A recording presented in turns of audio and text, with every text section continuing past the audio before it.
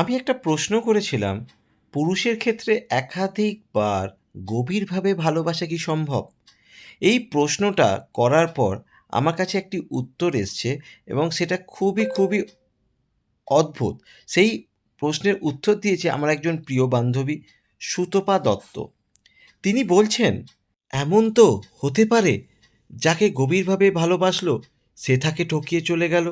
জীবন তো একটাই, তখন সে কি তার জন্য সারা জীবন কষ্ট করে বসে থাকবে?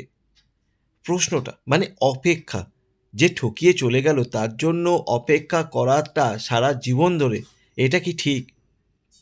তার কি জীবনে আর নতুন কোনো ভালোবাসার পাওয়ার অধিকার থাকে না?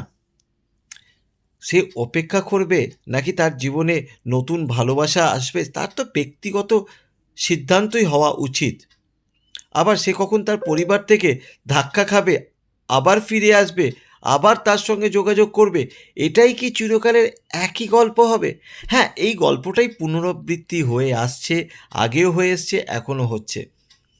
হ্যাঁ, ডিসিশন নিতে হবে যে সারা জীবন তার জন্য অপেক্ষা করব, নাকি আমি আমার জীবনটাকে নতুনভাবে বেছে নেব। সিদ্ধান্ত সেই ব্যক্তির নিজস্ব। ভিডিওটি যদি ভালো লাগে অবশ্যই 10টা বন্ধু 10টা গ্রুপে শেয়ার করে দেবেন, আর আপনার বিশেষ মন্তব্য আমার কমেন্ট বক্সে কিন্তু লিখে জানাবেন।